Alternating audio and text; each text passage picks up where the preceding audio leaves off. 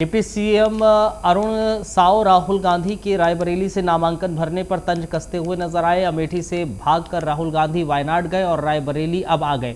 वहीं आगे उन्होंने कहा कि जनता तैयार बैठी है, राहुल गांधी बुरी तरह से हारने वाले हैं। कांग्रेस की राजनीति जिस प्रकार की है वो अपने परिवार से बाहर सोच नहीं सकती।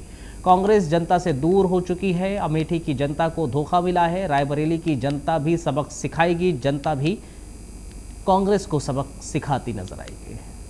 अमेठी से भागे,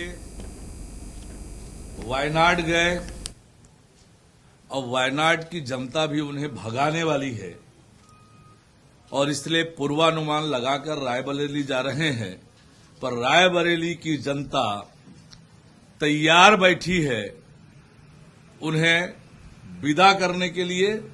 रायबरेली से भी राहुल गांधी बुरी तरह से हारेंगे, ये तय है।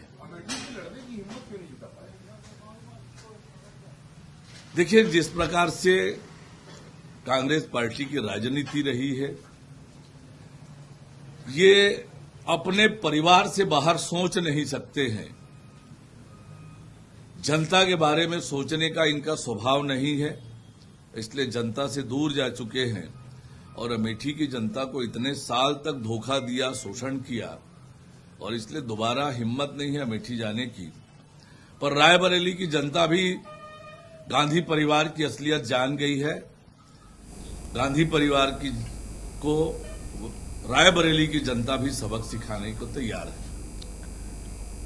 पीसीसी चीफ दीपक बैज ने पत्रकारों से चर्चा करते हुए छत्तीसगढ़ के 11 लोकसभा सीट जीतने को लेकर कहा है। छत्तीसगढ़ की 11 लोकसभा सीटों पर 2024 से लोकसभा चुनाव में बीजेपी से ज्यादा सीटें कांग्रेस जीतेगी। आखिर उन्होंने कहा कि जनता ने तय कर लिया है कि इस समय कांग्रेस के पक्ष में जबरदस्त माहौल है। दरअसल आगे उन्होंने कहा कि कांग्रेस नेता राहुल गांधी के रायबरेली से चुनाव लड़ने को लेकर डिप्टी सीएम अरुण साव के बयान पर पलटवार करते हुए उन्होंने कहा, राहुल गांधी देश के नेता हैं, वो चाहे देश के किसी भी सीट से चुनाव लड़ सकते हैं। इस मामले में अरुण साव का बयान कोई मायने नहीं रखता है। प्रदेश में जिस तरह से हम लोग का दौरा चल रहा है, प्रचार अभियान चल रहा है, उस हिसाब से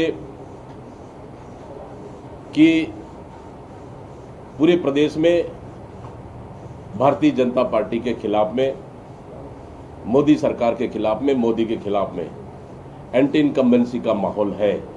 जिस तरह से पहला चरण का मतदान हुआ, जिस हिसाब से सेकेंड चरण का मतदान हुआ, उससे बेहतर कांग्रेस के लिए माहौल रहेगा ये तीसरा चरण, जहां 7 सीटों पर चुनाव होना है। और निश्चित रूप से ये पहला और दूसरा चरण के बाद आप देखेंगे भारतीय जनता पार्टी के नेताओं का बयान और प्रधानमंत्री मोदी का बयान से स्पष्ट है कि भारतीय जनता पार्टी इस समय बुरी तरह से चुनाव हार रही है और इंडिया गठबंधन की सरकार बन रही है, कांग्रेस की सरकार बन रही है देश में। और इस समय जनता ने ठान लिया है छत्तीसगढ़ में कि भारतीय जनता पार्टी को इस समय बाहर करना है और कांग्रेस को जिताना है। ये लगभग जनता के मन में ये तय हो चुका है।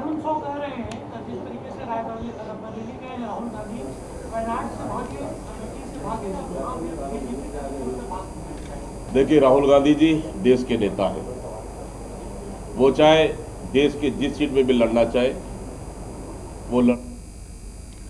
वहीं कांग्रेस वर्किंग कमेटी के सदस्य गुरदीप सप्पल एक दिवसीय छत्तीसगढ़ दौरे पर पहुंचे। यहां उन्होंने प्रेस कॉन्फ्रेंस कर मोदी सरकार पर जमकर हमला बोला और कहा, मोदी सरकार जाने की कगार पर है, अब बीजेपी की हिम्मत नहीं है 400 पार बोलने की।